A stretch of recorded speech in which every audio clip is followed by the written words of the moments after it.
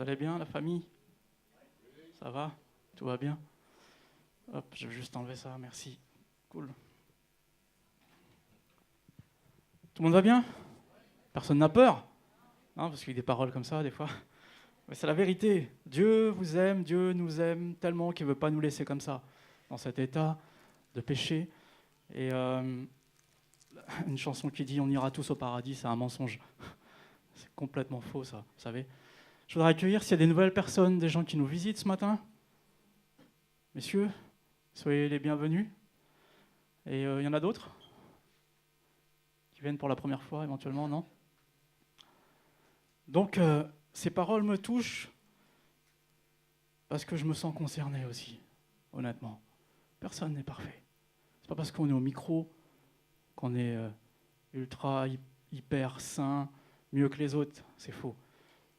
Donc, voilà, j'espère que cette parole a touché beaucoup d'entre vous. Non pas que j'espère que beaucoup soient dans le péché, mais j'espère que beaucoup, surtout, se sentent concernés par la repentance, par demander pardon à Dieu. C'est très important.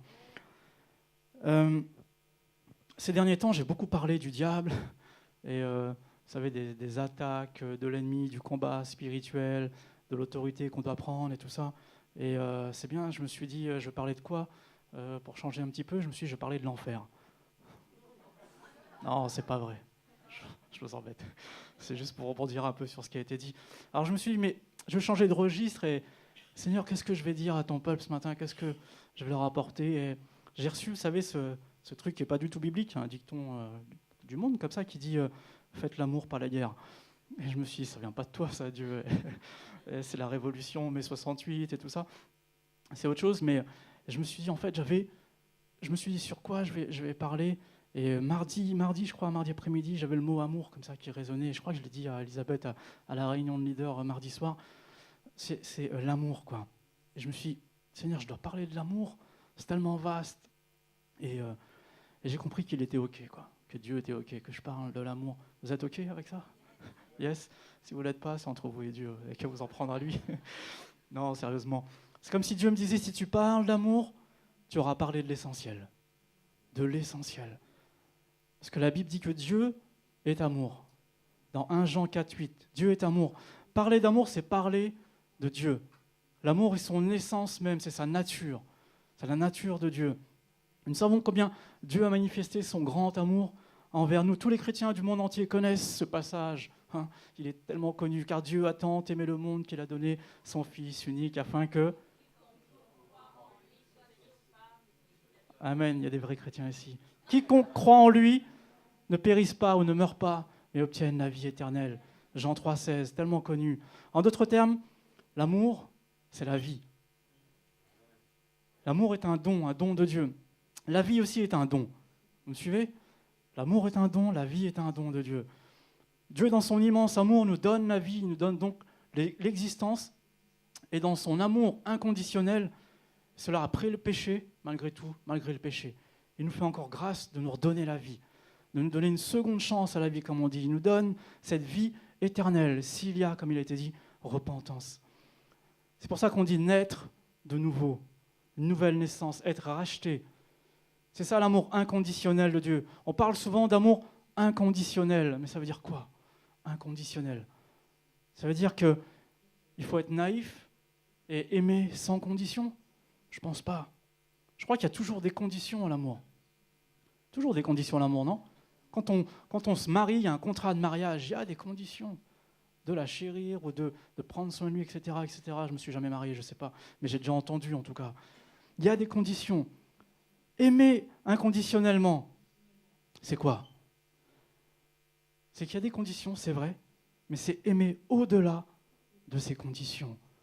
Au-delà de ces conditions, même si elles ont été violées, même si elles ont été salies, même si elles n'ont pas été respectées. C'est ça, aimer inconditionnellement. Dur de vivre cet amour-là. C'est cet amour-là que Dieu manifeste envers chacun d'entre nous chaque jour. Alors que nous l'aimons, alors que nous l'adorons, alors que nous disons « Tu es saint, Seigneur », alors que nous faisons cela. Voilà comment Dieu, chaque jour, nous aime inconditionnellement, alors que nous le trompons, parfois nous le salissons, nous le négligeons. Voilà l'amour de Dieu pour nous. C'est ça l'amour inconditionnel, pour le pire et pour le meilleur, pour le meilleur et pour le pire. C'est ce qu'on dit au mariage, il me semble. La bonne nouvelle, c'est que Dieu est l'auteur de l'amour inconditionnel et il est le meilleur dans ce domaine-là, le meilleur que moi en tout cas. Nous ne pouvons rien faire de plus. Nous ne pouvons rien faire de plus pour que Dieu nous aime davantage. Nous ne pouvons rien faire de moins ou de pire pour qu'il ne nous aime plus. Ce n'est pas possible, parce que Dieu nous aime, malgré tout. Quoi qu'on fasse, il nous aime, c'est tout. Quoi qu'il arrive, son amour demeure. Son amour ne change pas, on l'a chanté la semaine dernière avec Gilbert. Son amour demeure. Ésaïe 54, 9, je vais le lire, ou 54, 10, on va dire, allez. Ésaïe 54, verset 10. Même si les montagnes se mettaient à bouger, même si les collines venaient à chanceler, mon amour envers toi, dit Dieu, mon amour envers toi ne bougera jamais. Mon alliance de paix ne chancelera pas, déclare l'Éternel, rempli de tendresse pour toi. Dieu est rempli de tendresse pour chacun d'entre nous, quoi qu'on fasse. Voilà l'amour de Dieu. Voilà l'amour. C'est la bonne nouvelle, non ? Son amour ne bouge pas. Je parlais donc de conditions, car Dieu nous demande d'aimer. C'est sa loi. Voilà une condition, déjà. C'est un ordre. C'est un ordre d'aimer, vous savez ? Matthieu 22, 36. On va lire ensemble, si vous voulez, jusqu'au verset 40. Je vous laisse chercher. Matthieu 22, à partir du verset 36. Vous connaissez, tout le monde connaît ce passage.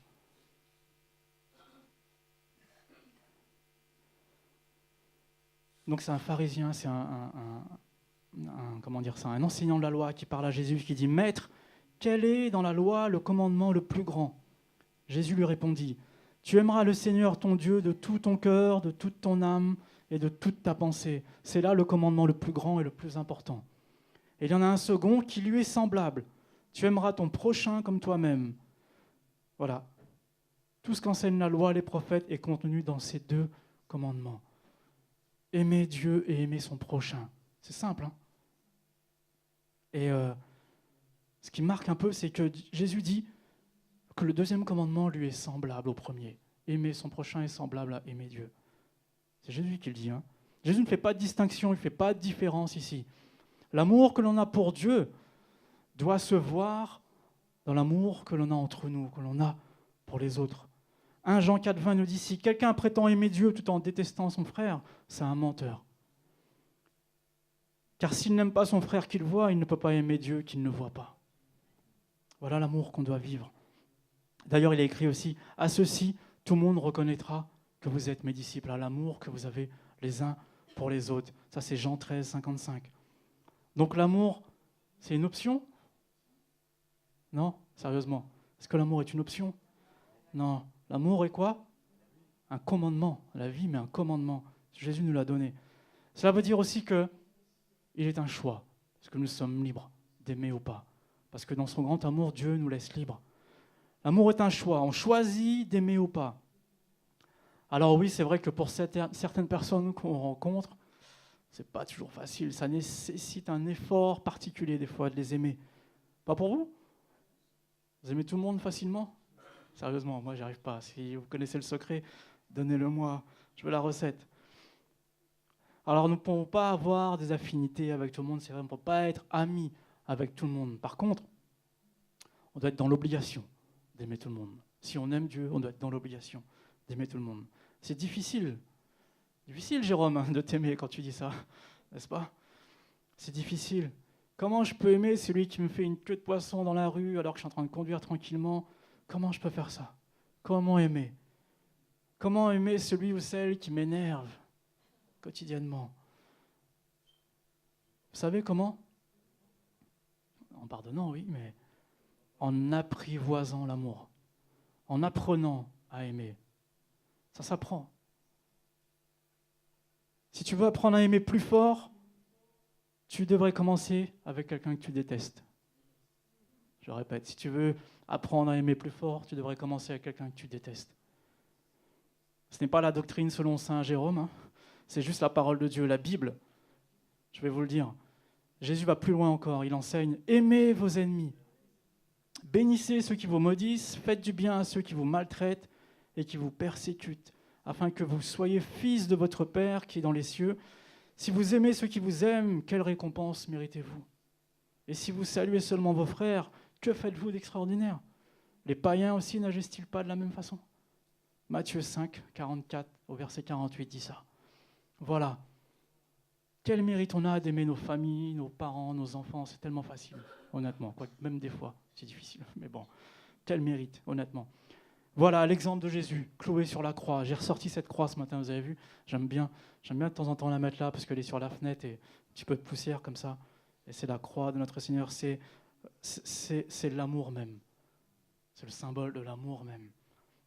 Et Jésus lui-même à la croix, non seulement a aimé, mais a pardonné. Il a dit, Père, pardonne-leur. Voilà ce qu'il a dit. Vous vous souvenez de cette parole, hein? Il est facile d'aimer nos proches, il est facile donc d'aimer vos enfants. C'est un commandement même de les aimer, comme on l'a vu, mais il n'y a aucun mérite à ça. C'est naturel, on va dire. Par contre, il est plus difficile d'aimer ceux qui ne sont pas aimables, ou bien pire encore, ceux qui ne nous intéressent pas. Certains, des fois, ne nous intéressent pas. Parfois, l'indifférence prend la place de l'amour. Ça m'arrive, moi, des fois. Mais à l'image de Jésus, toujours, il faut aimer le pécheur, aimer la prostituée, pas trop près les hommes, ok? Aimer les SDF, aimer celui qui est sale, aimer celui qui sent mauvais, aimer celui qui est détestable, entre guillemets. Voilà, on est appelé à ça. C'est le Matthieu 22, 39 qu'on a lu précédemment. Tu aimeras ton prochain comme toi-même. Qui est notre prochain? Qui est notre prochain? Parfois, nous limitons notre prochain, ou nous limitons un mot à l'échelle de notre cœur, à l'échelle de notre envie. Et c'est tellement plus facile de ce qui nous arrange. Mais Jésus voit plus loin que ça quand il parle de prochain. Certes, dans le mot prochain, il y a proche, évidemment. Il y a famille, c'est clair. Il y a nos frères et sœurs, mais ce n'est pas tout. On va lire ensemble une petite histoire. Dans Luc 10, 25. Histoire que vous connaissez pour la plupart d'entre vous. Luc 10, 25. Alors, un enseignant de la loi se leva et posa une question à Jésus. Vous avez remarqué que les enseignants de la loi, ils ont posé pas mal de questions à Jésus. Ils étaient troublés par sa venue parce que Jésus était cette espèce de révolutionnaire, là, contre-courant de l'amour. Et il lui dit, « Maître, que dois-je faire pour obtenir la vie éternelle ?» Jésus lui répondit, « Qu'est-il écrit dans notre loi? Comment la comprends-tu » Il lui répondit, « Tu aimeras le Seigneur ton Dieu de tout ton cœur, de toute ton âme, de toute ton énergie, de toute ta pensée, et ton prochain comme toi-même. » « Tu as bien répondu, lui dit Jésus. Fais cela et tu auras la vie. Mais l'enseignant de la loi, voulant se donner raison, reprit. Oui, mais donc, qui est mon prochain? Qui est donc mon prochain? Voilà la réponse de Jésus. Il va raconter une histoire, ce qu'on appelle une parabole. Il dit, il y avait un homme qui descendait de Jérusalem à Jéricho. Quand il fut attaqué par des brigands, ils lui arrachèrent ses vêtements, le rouèrent de coups et s'en allèrent, le laissant à moitié mort. Or, il se trouva qu'un prêtre, un pasteur, descendait par le même chemin. Il vit le blessé et s'en écartant poursuivit sa route. De même aussi, un lévite, donc quelqu'un qui était au service dans le temple, donc un chrétien de nos jours, qui est au service de l'Église, arriva au même endroit, le vit et s'en écartant poursuivit sa route. Voilà la réaction des fois qu'on peut avoir. Mais un Samaritain, donc quelqu'un qui n'est pas chrétien, pas juif à l'époque, qui passait par là, arriva près de cet homme en le voyant. Il fut pris de pitié et de compassion. Il s'approcha de lui, soigna ses plaies avec de l'huile et du vin et les recouvrit de pansements. Puis le chargeant sur sa propre mule, il l'emmena dans une auberge où il le soigna de son mieux.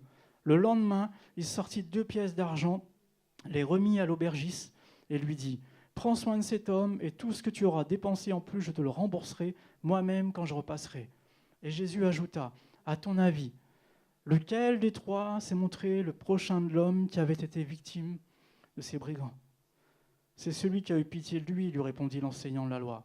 Eh bien, va et agis de même, lui dit Jésus. Jésus avait cette fâcheuse tendance à répondre à des questions par des questions. Qui est, à ton avis, le prochain de cet homme? Voilà ce que Jésus lui demande. Et Jésus répond donc à la question, qui donc est mon prochain par, à ton avis, lequel? Lequel de ces hommes, lequel de celui qui est passé, le prêtre, le pasteur, le chrétien, le bon petit chrétien qui est passé? Non, eux, ils se sont détournés de cet homme. Je ne nous accuse pas en disant ça, mais j'ai déjà eu cette réaction. On l'a tous eu, je pense. Et qui s'est montré le prochain, en fait? Voilà comment Jésus voit la situation. Il inverse. Il inverse, il fait toutes choses nouvelles. Il montre qui est le prochain de l'homme. Une nouvelle conception, une nouvelle perspective de l'amour du prochain et de comment devenir le prochain de l'autre. Comment on doit devenir le prochain de l'autre. À savoir qu'à l'époque, les Samaritains n'avaient pas de relation avec les Juifs. Aucune relation avec les Juifs. Ils ne se mélangeaient pas. Et Jésus allait, comme je disais tout à l'heure, à contre-courant de tout cela. Ça pouvait choquer parfois. Souvenez-vous de la femme samaritaine au puits. Jésus arrive et il lui demande à boire. Quelle est sa réponse? Surprise. Elle est surprise, elle lui dit, « Toi qui es juif, tu me demandes à boire, moi la samaritaine. » C'est choquant, je trouve. Et on doit avoir cette réaction, aller vers les autres, aller vers notre prochain. Et il y a une autre situation aussi où Jésus est face à des Samaritains, je vais le lire dans Luc 9, juste un peu avant Luc 9, 51. Et voilà, lorsque le temps approcha où Jésus devait être enlevé de ce monde, il décida de manière résolue de se rendre à Jérusalem. Il envoya devant lui quelques messagers. En cours de route, ils entrèrent dans un village de la Samarie, donc où il y a les Samaritains, pour lui préparer un logement. Mais les Samaritains lui refusèrent l'hospitalité parce qu'il se rendait à Jérusalem. En voyant cela, ses disciples, Jacques et Jean, s'écrièrent « Seigneur, veux-tu que nous commandions à la foudre de tomber du ciel sur ces gens-là pour les réduire en cendres ?» Les mecs étaient radicaux. Hein. Mais Jésus, se tournant vers eux, les reprit sévèrement. « Vous ne savez pas quel esprit vous inspire de telles pensées. Le Fils de l'homme n'est pas venu pour faire mourir les hommes, mais pour les sauver. » Ils se rendirent alors à un autre village. Vous voyez, les mecs, ils étaient prêts à tuer les Samaritains, quoi, honnêtement. Et c'est pas Jésus, c'est pas sa réaction. Jésus, le modèle de l'amour, montre une fois de plus comment aimer, jusqu'où aimer et qui aimer. Alors, une question, c'est qui est notre prochain? Ou de qui pouvons-nous être le prochain aujourd'hui, cet après-midi, demain, cette semaine? Uniquement de nos parents? Uniquement de vos enfants? Franchement. Mon prochain n'est pas que mon frère et sœur en crise. Vous êtes mon prochain. Hein. Attention, je ne dis pas que vous ne l'êtes pas, mais pas que vous. Mon prochain est musulman. Amen, non? Mon prochain est homosexuel. Mon prochain est l'immigré sans papier. Voilà mon prochain. Mon prochain est président de la République. Quoi qu'il fasse, je ne le maudis pas. Il est mon prochain. Je le bénis. Voilà. Mon prochain tend la main sur un trottoir. Il demande de l'argent, il a faim. Mon prochain est peut-être Rome, les gens qu'on salit. Mon prochain est peut-être membre du Front National. Peu importe. Je dois l'aimer. Je vous encourage à chercher le vôtre. Qui est votre prochain? Encore mieux, à le voir, à lui parler, à l'aider. Il a besoin de vous. Il a besoin de l'amour de Dieu que vous avez. Vous savez, l'inverse de l'amour, ce n'est pas uniquement la haine, c'est aussi l'indifférence. Trop souvent même, l'indifférence. Ce Samaritain aurait pu continuer son chemin, mais il était rempli de compassion, à l'image de Jésus lui-même. Il a peut-être pris des risques, il s'est arrêté sur un chemin dangereux où apparemment on agresse des gens, quoi. Il est peut-être dans un ghetto, vous voyez, ça peut être le cas aujourd'hui. Mais il s'est arrêté sur une route dangereuse. Il a donné de son temps, il a soigné le blessé, il donne de son argent, il donne même au-delà en disant à l'aubergiste qu'il repassera à payer s'il y a une dépense en plus. Si le mec a voulu s'acheter un coca, il va venir le payer. Je rigole, mais c'est vrai. C'est ça, voir son prochain de cette manière-là, avec l'amour de Dieu, c'est donner. C'est l'amour qui est un don, voir au-delà de ce qu'on peut faire. Quel exemple d'amour, non? Pour un non-chrétien. Il y en a des gens qui sont non-chrétiens, qui sont des exemples d'amour, il y en a plein. Il y en a plein qui font les restos du cœur en tant que bénévoles et qui ne sont même pas chrétiens, qui ne croient même pas en Dieu. Ou autre. Hein. Dieu prend un risque chaque jour. Le gars là a pris un risque, le Samaritain. Dieu prend un risque chaque jour avec nous, en nous aimant, n'étant pas sûr de notre amour. Mais cela ne l'arrête pas, il continue à nous aimer et prendre soin de nous, même quand on est blessé, comme cet homme. Quel risque sommes-nous prêts à prendre pour Dieu? À tes souhaits. Quel risque sommes-nous prêts à prendre pour notre prochain? Quel blessé allons-nous soigner? Pas forcément blessé physique, mais blessé au niveau du cœur, au niveau de l'âme. Qui allons-nous nourrir? Qui allons-nous pardonner? Ah, j'y viens, au pardon. Voilà encore ce que représente la croix. Le pardon. Il n'y a pas d'amour sans pardon. Et il n'y a pas de pardon sans amour. Jésus nous a enseigné dans la prière du Notre Père, pardonne-nous nos offenses comme nous pardonnons aussi à ceux qui nous ont offensés. C'est connu, On entend trop souvent, je ne peux pas lui pardonner. Tu te rends compte? Il m'a trop fait mal, il m'a blessé, il ou elle m'a blessé. Pire encore, je le déteste, je ne lui pardonnerai jamais. Laissez-moi vous dire, ça c'est acceptable pour les gens du monde qui ne connaissent pas Dieu. Mais ce n'est pas du tout acceptable de notre part. On ne doit pas sortir, on ne doit pas entendre ça de notre bouche. Nous qui sommes aimés de Dieu, pardonnés de Dieu tous les jours, ce n'est pas pour nous, pas ce genre de parole. Alors oui, je conçois que ce n'est pas toujours facile, honnêtement. Ce n'est pas confortable parfois même d'aller vers la personne et de demander pardon. Je comprends le fait que l'on soit blessé, je l'ai été moi-même, qui n'a jamais été, honnêtement. Mais, il y a un mais. Laissez-moi vous dire que le pardon, tout comme l'amour, est un choix. Ce n'est pas impossible, c'est un choix. C'est une décision. Être en paix avec tout le monde. Ah mais tu comprends, mon mari ou ma femme m'a fait du mal, m'a insulté, m'a rabaissé, m'a trompé. Non, c'est vrai, je ne comprends pas, je ne suis pas marié. Mais il y a quelque chose que je comprends. C'est l'envie de Dieu de réparer le mal qui a été fait par le bien. Il veut inverser la chose. Le mal qui a été fait par votre époux, votre épouse, ou envers votre époux et votre épouse, Dieu veut en faire du bien. Dieu veut réparer ça. J'ai évoqué tout à l'heure pour le meilleur et pour le pire. Comment aimer dans le pire? Comment aimer dans le pire? Pas sans l'aide de Dieu, je pense. Pas sans l'aide de Dieu. Aimer au milieu de la douleur, pardonner au milieu du mal, consoler au cœur même de la souffrance. Comment faire ça? Apporter la paix en temps de guerre. Pas simplement dans le monde, l'ONU, tout ça, dans son foyer, dans son propre foyer. C'est l'expression de son pardon, du cœur même de Dieu. C'est ce qu'il veut qu'on fasse, apporter la paix. C'est son désir pour chacun et chacune, pour chacun des couples, pour chaque foyer, pour chaque famille. Le non-pardon emmènera ta vie de famille dans un désert. Tu as le choix, soit tu restes dans le désert, soit tu vois plus loin, soit tu vois la montagne, soit tu vois la terre promise, les promesses de Dieu, ce que Dieu a pour toi et ta famille. C'est un choix. Soit tu aimes et pardonnes ceux qui te font du mal, soit tu dis non, pas question. Ok, tu es libre, mon ami. C'est ton choix. Libre de rester dans le désert, reste. Mais sache que dans le désert, il fait très chaud la journée, tu peux étouffer de manque d'amour. Sache que dans le désert, il fait très froid la nuit. Tu peux geler, ton cœur peut se geler d'amertume. Dans le désert, on a soif. On a soif d'amour parfois, parce qu'on est en manque, parce qu'on n'est pas bien avec la personne.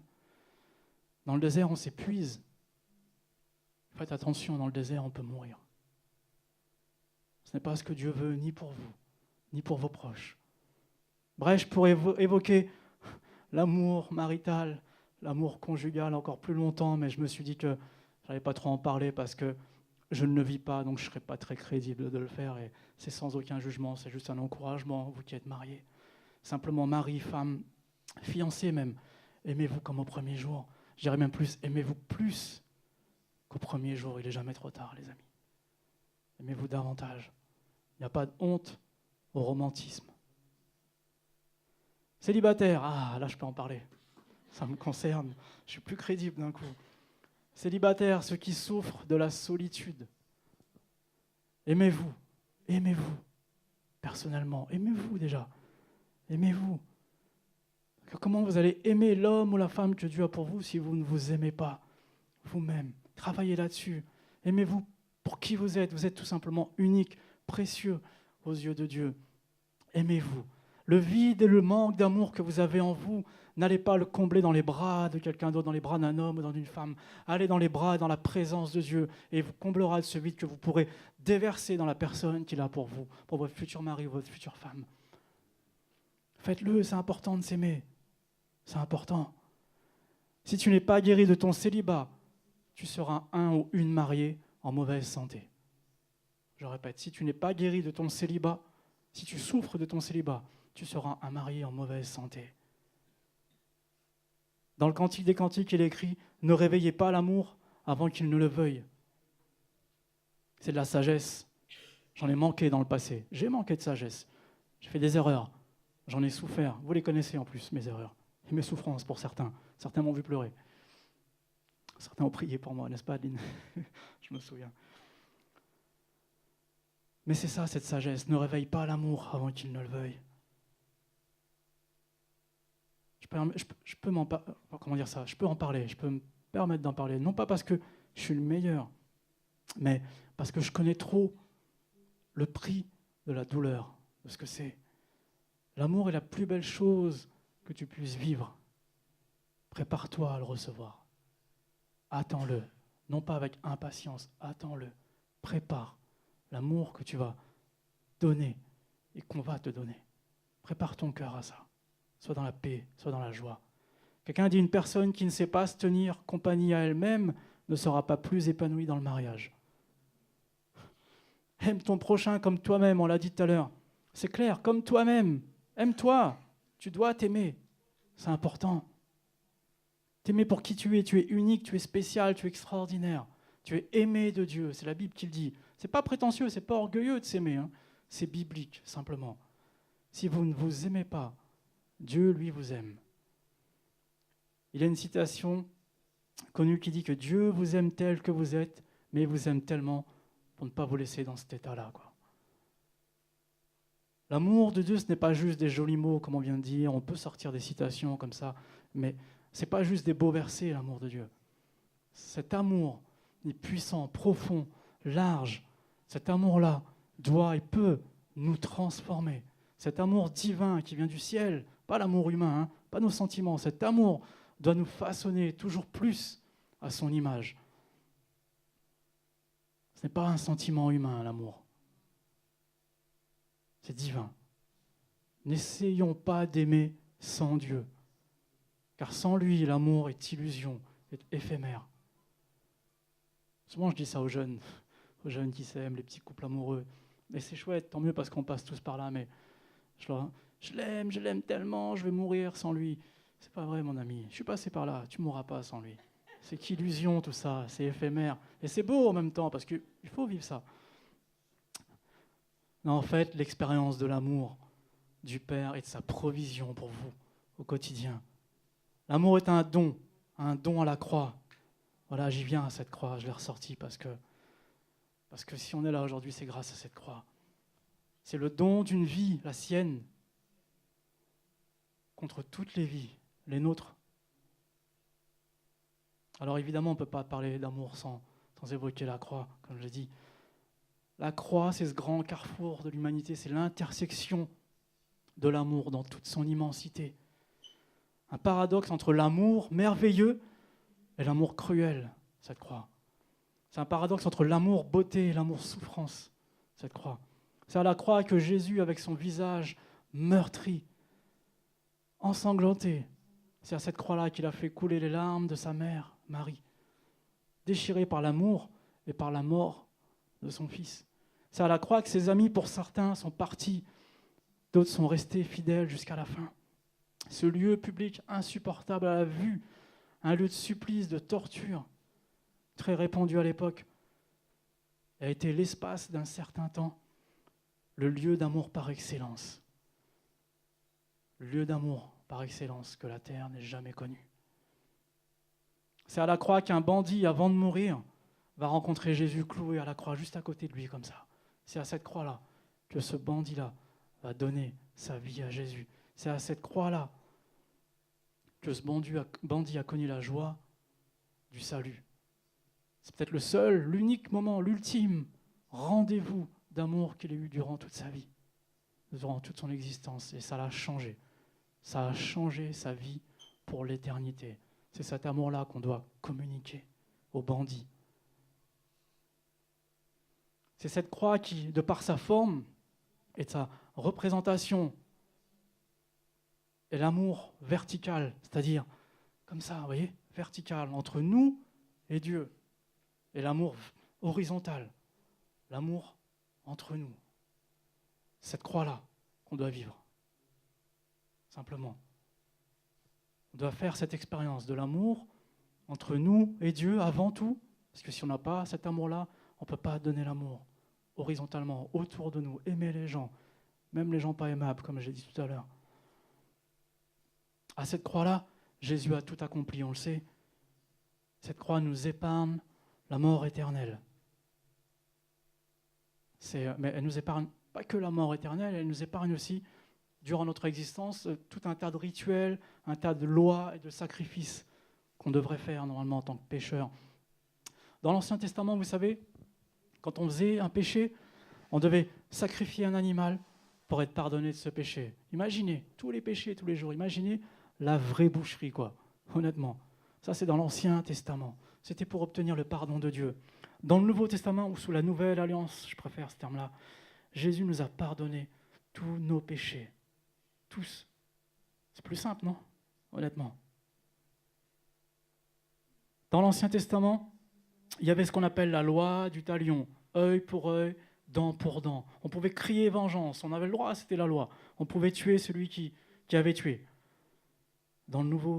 Sous la Nouvelle Alliance, Jésus dit dans Matthieu 5, 38, « Vous avez appris qu'il a été dit œil pour œil, dent pour dent. Eh bien, moi, je vous dis, ne résistez pas à celui qui vous veut du mal. Au contraire, si quelqu'un te gifle sur la joue droite, tends lui aussi l'autre joue. » Aïe, aïe, aïe. Ce n'est pas être lâche, les amis, ce n'est pas être faible. C'est savoir se comporter d'une manière digne d'être un enfant de Dieu. La suite du passage nous dit, au verset 44, « Aimez vos ennemis, priez pour ceux qui vous persécutent, ainsi vous vous comporterez vraiment comme des enfants de votre Père céleste. » Voilà le comportement qu'on doit avoir. Ah, je sais, c'est difficile. Mais qu'allons-nous choisir? Qu'allons-nous choisir? Nous comporter comme l'ennemi, entrer dans le jeu du diable, plutôt obéir à Dieu, à celui qu'on chante, celui qu'on proclame, qu'on adore, à celui qu'on dit tu es saint, etc. Qu'est-ce qu'on va faire? À qui allons-nous obéir? Qui est prêt à tendre l'autre joue? Qui est prêt à tendre l'autre joue? Honnêtement. En dehors du fait que ce soit des paroles, une jolie lecture, franchement, on peut être en admiration devant ça. Mais qui est prêt? Qui a le cœur bien disposé à mettre ça en pratique? Honnêtement, c'est un défi que je vous lance, frères et sœurs, c'est de vivre ça. C'est sérieux, hein? Moi, je suis prêt. Je ne dis pas que je réussirai à chaque fois. Je suis prêt à essayer. Est-ce que vous êtes prêts à essayer? Moi, je suis prêt à essayer ça. À être dans l'obéissance de sa parole. Seuls, nous n'y arriverons pas. Nous n'y arriverons pas seuls. Le secret réside dans l'intimité avec Dieu, dans la présence de Dieu, dans la présence de son amour, passer du temps avec lui, prier, être au pied de cette croix, ou celle que vous avez chez vous, même si vous n'avez pas de croix, c'est symbolique, être au pied, être à genoux devant Dieu, voilà le secret, c'est se prosterner devant lui tous les jours, parler à Dieu, lui prier Dieu par invoquer son nom, Jésus, qui veut dire sauveur. Sauve-moi, Seigneur, de la vengeance, sauve-moi de la colère. Oui, c'est à cette croix-là qu'on peut faire ça. C'est à cette croix qu'on peut demander. C'est comme ça que nous y arriverons.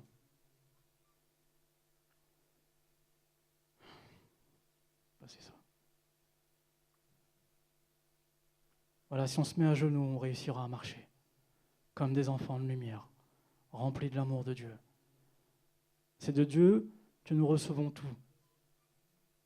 C'est de Dieu que nous recevons tout, tout ce que nous avons. C'est Dieu qui sait ce dont nous avons réellement besoin, au plus profond de notre être. C'est lui seul qui peut nous qualifier pour aimer les autres. Lui seul. Pour aimer notre prochain, comme nous-mêmes. C'est lui seul qui nous fera voir les autres comme plus importants que nous-mêmes. C'est ce que la Bible nous demande de faire. Mon ancien et premier pasteur à l'île de la Réunion, sa devise, le slogan un peu de son église dit « Aimer les gens jusqu'à ce qu'ils demandent pourquoi ». Voilà, c'est écrit sur son site internet de l'église « Aimer les gens jusqu'à ce qu'ils demandent pourquoi ». Aimer à fond, aimer quoi qu'il se passe, quoi qu'ils disent, même s'ils vous insultent, les aimer. Ils vont être interpellés, ils vont se demander « Mais pourquoi tu m'aimes ? Je suis méchant avec toi. » Et là, on pourra apporter Dieu. Là, on pourra parler de l'amour. Il ne s'agit pas de balancer des versets dans la rue aux gens, c'est de les aimer avant tout. C'est là qu'on touche les gens. N'essayons pas de gagner l'approbation des autres. Mais comme la Bible nous le dit, considérons avec humilité les autres plus importants que nous-mêmes. Ça aussi, c'est difficile. On doit considérer les autres comme plus importants que nous-mêmes. C'est alors qu'on commencera à comprendre le vrai sens de cette parole qui dit que les derniers seront les premiers. Il ne s'agit pas d'être misérable, d'être dernier, d'être pauvre. Hein. Il s'agit de s'humilier. Il s'agit d'humilité. Si tu considères les autres comme plus importants, comme plus grands que toi, si tu les mets en avant, si tu les valorises, si tu les honores, si tu t'effaces, tu feras partie des derniers, certes, dans ce monde. Mais tu feras partie des premiers dans le royaume de Dieu. C'est ça, les derniers seront les premiers. L'humilité. Et vous commencez à me connaître, hein, vous savez que je suis fan, entre guillemets, que j'admire, que j'ai des héros, après Jésus, bien sûr, qui m'inspirent dans ce domaine, comme Mère Teresa, Heidi Baker, Bill Wilson, Sœur Emmanuel, Martin Luther King, Mandela, etc. La liste est longue. Et moi, j'aspire à cette vie-là, quoi. J'aspire à vivre comme ces gens-là qui ont imité Jésus, c'est clair et net, quoi. Peu importe leur religion, honnêtement, ils ont imité Jésus. Et les exemples dans la Bible sont aussi nombreux. Par amour pour Jésus-Christ, l'apôtre Paul a tout supporté, a tout vécu même, on va dire. Il a été dans des situations inimaginables, des situations insupportables. Il a été emprisonné, il a été frappé, mais il n'a pas perdu la maîtrise de soi. Il n'a pas perdu cet amour, cette confiance en Dieu. Quand il est arrivé à Philippe, je crois, il a été mis sur la place publique avec Silas. Ils ont été condamnés à tort, ils ont été mis en prison. Avant, ils ont été dévêtus. La Bible nous dit qu'ils ont été battus. Ils sont allés en prison. Et qu'est-ce qu'ils ont fait ? La Bible dit qu'au plein milieu de la nuit, ils se sont mis à louer Dieu, à chanter des louanges pour le Seigneur. Malgré la torture, malgré leurs conditions, ils n'ont pas regardé aux circonstances. C'est dans Actes 16, 31, vous savez. Et la Bible dit que non seulement eux, ils ont été libérés, les chaînes se sont enlevées, les portes des prisons sont tombées, mais aussi celles de tous les prisonniers. Voilà ce que l'amour de Dieu fait. Et le gardien, pris de peur, il voulait se tuer. Il se dit, oh là, ils sont tous partis. Et Paul lui a dit, non, stop, ne te tue pas. Et le gardien a été radicalement touché, a dit, qu'est-ce que je dois faire pour être sauvé ? Et c'est cette parole très connue qu'on dit, crois au Seigneur Jésus, tu seras sauvé, toi et ta famille. C'est ce qu'il a fait, la Bible nous dit juste après. Voilà ce que l'amour doit nous faire, c'est que quelles que soient les conditions, quelles que soient les circonstances de nos vies, on doit louer Dieu. On a parlé de louange dernièrement. On doit louer Dieu, être dans cette attitude de louange, quoi qu'il nous arrive. Étienne, vous connaissez l'histoire, avant son exécution. Étienne qui va être lapidé. Il est devant le conseil. La Bible dit qu'il est rempli du Saint-Esprit. Il lève les yeux au ciel et qu'est-ce qu'il dit ? Il dit qu'il voit Jésus debout. Jésus le regarde, Jésus se lève pour Étienne, Jésus est fier de lui. Alors qu'on sait que Jésus normalement est assis à la droite du Père. Jésus est debout pour Étienne, en pensant, en disant sûrement, c'est pas la Bible qui le dit, mais je le pense, je suis fier de toi mon fils. Voilà ce que Dieu doit faire pour nous, envers nous, doit se lever. Jésus de temps en temps doit nous regarder d'en haut et dire, je suis fier de toi ma fille, mon fils. Étienne est allé jusqu'au bout. Il a été lapidé juste après. Et vous savez, c'est quoi sa dernière parole ? Sa dernière parole. Seigneur, ne leur demande pas compte de ce péché. En gros, pardonne-les, Seigneur. Waouh. Il pardonne. C'est un exemple, ça, n'est-ce pas? Franchement, je ne suis pas prêt à vivre ça. J'aimerais, j'aspire à ça. Et voilà pourquoi nous sommes appelés à faire connaître le grand nom de Jésus, son puissant nom, le nom d'amour, le nom qui pardonne. Luc Dumont a dit, l'Église n'est pas appelée à devenir populaire, l'Église est appelée à rendre Jésus plus populaire. Il ne faut pas qu'on se trompe. Jésus était populaire à l'époque, il était connu, il était célèbre, honnêtement. Il était connu, il faisait tellement de choses que les gens commençaient à venir en foule. Et Jésus était connu. Pourquoi? Par son amour, tout simplement pour les gens, sans distinction. C'est ça la bonne nouvelle de l'Évangile, l'amour, n'est-ce pas? L'Évangile, c'est simple, très simple. Parfois, nous les hommes, nous compliquons l'Évangile. L'Évangile, c'est aime Dieu et aime la personne qui est en face de toi. Simple, hein? L'Évangile, c'est pas de savoir comment je vais remplir une salle d'église. C'est pas lancer une marque de vêtements chrétiens. L'Évangile, c'est pas la technologie au-dessus de la théologie. C'est pas ça l'Évangile. C'est plus simple que ça. C'est aime Dieu et aime la personne qui est en face de toi. Dites-le. Dites à quelqu'un, aime Dieu et aime la personne qui est en face de toi. Aime Dieu et aime la personne qui est en face de toi. Quand vous dites ça, vous dites quoi à la personne finalement? Aime-moi. Parce qu'aime la personne qui est en face de toi. Donc là, je t'ai dit, aime-moi, quoi. Tu vois? Ah, c'est pour détendre un petit peu, hein. C'est ça l'amour de Dieu, ça doit nous rendre joyeux aussi. C'est pas de la condamnation. L'important, c'est pas de se focaliser sur soi-même, sur nous-mêmes ou sur nos églises, nos bâtiments, mais c'est de garder les yeux fixés sur Jésus. C'est de garder les yeux fixés sur cette croix, sur ce Jésus qui est mort à la croix, qui a été mis au tombeau, qui est ressuscité le 3e jour et qui règne dans le ciel maintenant. On va parler, c'est bientôt Pâques, on va en parler. Il est ressuscité, amen. Il est vivant. C'est ça l'Évangile. Jésus, il faut qu'on le regarde droit dans les yeux, même si on ne le voit pas, on doit le regarder droit dans les yeux, parce que lui nous regarde droit dans les yeux. Et vous savez quoi? Ce Jésus-là, il ne saigne plus, il ne souffre plus, je crois qu'il ne pleure plus, honnêtement. Son visage rayonne de gloire. Voilà le Jésus qu'on aime et qui nous aime. Il est vivant, il est fou amoureux de vous, tous les jours. Vous y croyez? La Bible dit qu'il prépare les noces, on prépare les noces de l'agneau, c'est écrit dans l'Apocalypse, il y a un banquet qui nous attend, ça va être la fête les amis. On va chanter, on va manger, on va danser. Voilà le Dieu d'amour, quoi. Voilà le Dieu d'amour. Est-ce que vous êtes prêts? Elisabeth l'a dit tout à l'heure. Es-tu prêt? Est-ce qu'on est prêt en tant que chrétien? Nadine l'a rappelé. Hein? Est-ce qu'on est prêt ou est-ce qu'on est rempli de péché et on croit pouvoir pousser les portes du paradis comme ça? Hey, je ne remets pas en cause votre salut ni le mien, hein, mais on doit y réfléchir, les amis. Si on aime vraiment Dieu, moi le premier, je dois me repentir. Voilà. Jésus nous a montré comment vivre avec passion pour aimer avec compassion. Celui qui méprise son prochain commet un péché, mais qui a pitié des affligés est heureux. C'est le Proverbe 14, 21. C'est ça le secret du bonheur. Aimer son prochain, aimer l'affligé, avoir pitié dans le sens de compassion des autres. Qui est prêt pour ça? Qui est prêt à faire de son objectif, de sa montagne, aimer son prochain, aimer l'autre? Notre thème de l'année, vous savez, c'est « Donne-moi donc cette montagne », comme c'est écrit là. Ça, c'est notre thème. Voilà ce que je demande à Dieu, moi, pour vous et moi. Avant toute autre montagne, avant toute autre bénédiction, avant tout cadeau, avant tout le reste, avant n'importe quoi, même avant ma future femme, avant tout le reste. Hein.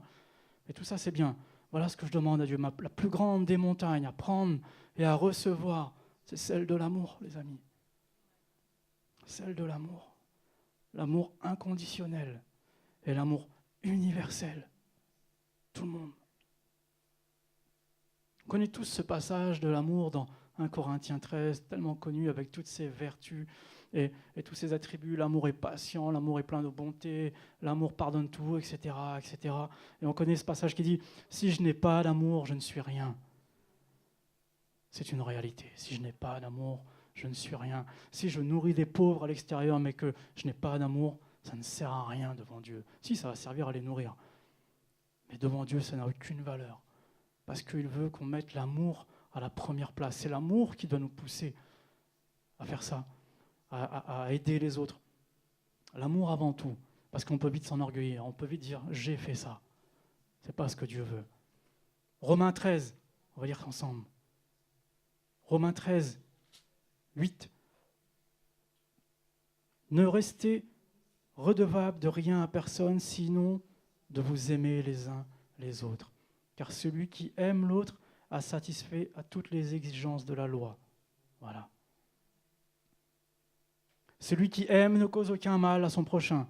Aimer son prochain, c'est donc accomplir toute la loi. Son prochain, comme on l'a dit tout à l'heure, on l'a vu avec le Samaritain. Cherchez qui est votre prochain. Qui est celui que vous devez aimer en dehors de vos parents, vos enfants. Cherchez quelqu'un de détestable à aimer. Je vous encourage à le faire cette semaine, sérieusement. Et aimez-le ou aimez-la. Je vous assure. C'est dur, j'ai essayé. Mais c'est tellement bon. Honnêtement, quand on y arrive ne serait-ce que 5 minutes, c'est tellement bon. Mère Teresa, encore, a dit « Donne ton cœur pour aimer et tes mains pour servir. » Donne ton cœur pour aimer et tes mains pour servir. Voilà, mes amis. Dieu cherche après des ouvriers de l'amour. Il cherche après des révolutionnaires, dans le bon sens du terme, des révolutionnaires de l'amour. Il cherche des hommes, des femmes, des enfants, prêts à tout abandonner, à tout donner pour le servir en servant les autres. Le manque de service, de consécration, d'engagement, de pardon sont juste le reflet du manque d'amour que l'on a pour Dieu et pour les autres. Mais nous pouvons y remédier. On peut y remédier. On peut changer d'attitude. Si on change d'attitude et qu'on adopte d'autres attitudes, ces attitudes vont devenir des habitudes. Et on va vivre avec ça. C'est simple, hein ? Changer d'attitude. Moi le premier, je vous dis. On doit faire ça. On peut tous aujourd'hui, tous, sans exception, le faire. Nous pouvons tous aujourd'hui être un meilleur père, une meilleure mère, un meilleur frère, une meilleure sœur, un meilleur mari, une meilleure femme, un meilleur ami, etc., etc. Un meilleur fils ou une meilleure fille. On peut tous et on doit tous le faire. L'amour est un choix. Je pourrais parler sur ce sujet de l'amour durant des semaines, tellement il y a des choses à dire sur l'amour. Je crois que c'est le sujet le plus vaste, On pourrait parler vraiment pendant des semaines et des semaines et des semaines, mais on n'a pas le temps. Et la bonne nouvelle, c'est qu'on aura l'éternité, non seulement pour en parler, mais pour le vivre aussi. Ça, c'est bon, c'est vraiment bien. Ça, c'est une bonne nouvelle, n'est-ce pas ?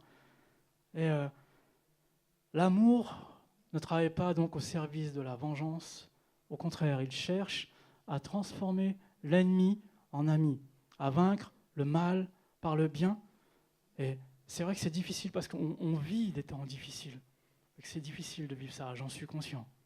Mais laissons le Saint-Esprit agir. Laissons le Saint-Esprit agir ce matin, si vous voulez bien, les amis. Brisons ces carapaces d'orgueil, de fierté, de crainte, de honte. Brisons tout ça. Franchement, pour qui on se prend en tant que chrétien pour ne pas pardonner au frère ou à la sœur, pour ne pas pardonner à son mari ou à sa femme, pour ne pas pardonner à qui que ce soit d'autre, pour qui on se prend en tant que chrétien, alors que Jésus nous a pardonné à la croix. Les amis, revenons à cette croix. C'est tellement important. Je suis dans les confidences des fois de certaines personnes qui me parlent ici la semaine. J'ai tellement mal quand je vois qu'entre eux chrétiens, on l'accepte quand c'est dans le monde, même si ça nous touche, mais qu'entre eux chrétiens, il y a tellement de division, il y a tellement de colère, tellement de non-pardon, et ça nous bouffe la vie, quoi. Honnêtement, laissons le Saint-Esprit agir ce matin. Brisons ces carapaces, s'il vous plaît. C'est ma prière pour nous ce matin, je vous en supplie, pour moi aussi. Vous savez, on a l'habitude de dire aux gens, en fin de message, de se lever, de lever la main, de se mettre debout souvent, de faire un engagement. Souvent, on entend ça, vous savez, à la fin d'un message, qui veut donner sa vie à Jésus, qui veut se lever, qui veut venir prier devant, etc. Et je pense que Dieu, avant de chercher des personnes qui se lèvent, Je crois qu'il cherche des personnes qui sont prêtes à se mettre à genoux, à s'humilier, à s'abaisser, à demander pardon à Dieu et aux autres. Tu es prêt à le faire? Sérieusement, tu es prêt à le faire? Moi, je vais le faire dans un instant. Je vais me mettre à genoux, sans honte, sans crainte de l'homme, sans fiche, sans fierté. Je vais me mettre à genoux devant Dieu, devant vous. N'ayez pas peur. Si vous avez envie, faites-le. Je vous encourage à le faire. Faites-le si vous avez envie de vous mettre à genoux ce matin. Ce n'est pas un show, ce n'est pas un jeu, ce n'est pas un spectacle. Hein. C'est juste mon cœur, votre cœur exposé devant Dieu ce matin. Demandons pardon ce matin, s'il vous plaît. Faites-le, faites-le. Demandons pardon. Pardon pour nos manquements. Demandons pardon aux frères ou à la sœur. Si vous avez envie de vous déplacer, faites-le. Faites-le. C'est entre vous et Dieu. Je vais appeler le groupe de louanges, s'il vous plaît. Venez chanter ce chant que vous avez préparé parce que je vais terminer ce message là-dessus. Mais je vous encourage, avant de vous lever, avant de dire Seigneur, oui, je suis à toi. Oui, Seigneur, je m'engage. Yes, Seigneur. Non, mettez-vous à genoux. Demandez pardon. Humiliez-vous. Merci, groupe de louanges. Prenez ce chant là que vous avez prévu. Son amour demeure. Son amour ne change pas, ni pour vous, ni pour moi. Faites-le, les amis. Demandez pardon. Pas de honte. Amen.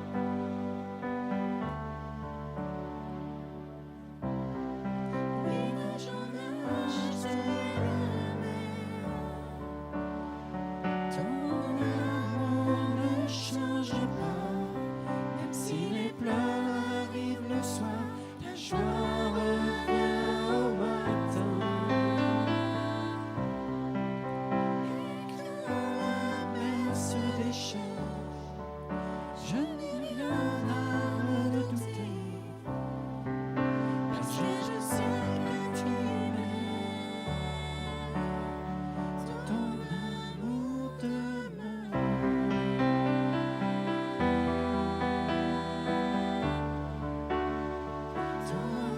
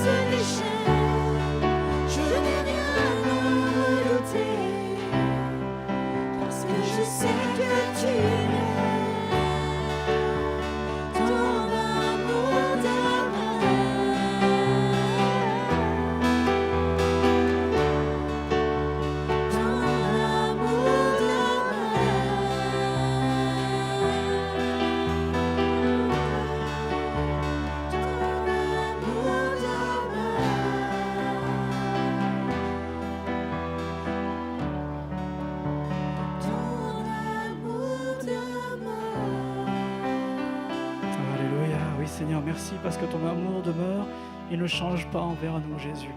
Merci, Seigneur, pour cet amour inconditionnel. Au-delà de nos fautes, au-delà de nos péchés, Seigneur, tu nous aimes, tu veux nous pardonner encore ce matin, Seigneur. Merci, Seigneur, pour ton peuple ici présent. Merci pour les cœurs repentants. Merci, Seigneur, pour ceux qui t'ont demandé pardon, Seigneur. Je prie, Seigneur, qu'ils aient l'assurance, Seigneur, que tu les aies entendus, Jésus. Seigneur, qu'il n'y ait aucun doute, aucune crainte, Seigneur Jésus, parce que tu dis dans ta parole, aucune condamnation pour ceux qui sont en Jésus-Christ. Merci, Seigneur, parce que tu pardonnes ce matin encore. Jésus, merci pour l'amour que tu manifestes dans chacune des vies ce matin, Jésus. Je te prie, Seigneur, que tu touches les cœurs, Jésus, que tu guérisses les cœurs. Seigneur, qu'il y ait cette démarche de pardon tout au long de cette semaine, envers la famille, envers les amis, envers les proches. Seigneur, ceux qui nous ont blessés. Seigneur, même, Seigneur, si nous avons blessés, Seigneur, peu importe qui fait la démarche le premier, Seigneur, je te prie pour des réconciliations. Je te prie, Seigneur Jésus, pour ton unité parfaite dans les familles, dans les couples, dans les relations parents-enfants. Jésus, je te remercie. Déverse ton amour encore. Déverse ton amour, Seigneur Jésus. Déverse ton amour dans chaque vie. Merci, Jésus. Merci, Seigneur, de nous garder dans cette attitude de cœur, Seigneur, d'amour et de pardon chaque jour que tu fais. Sois béni, Jésus. Merci, Seigneur. On va prendre la Sainte Seine dans cette attitude justement d'amour et nous souvenir qu'il nous a pardonné. Merci.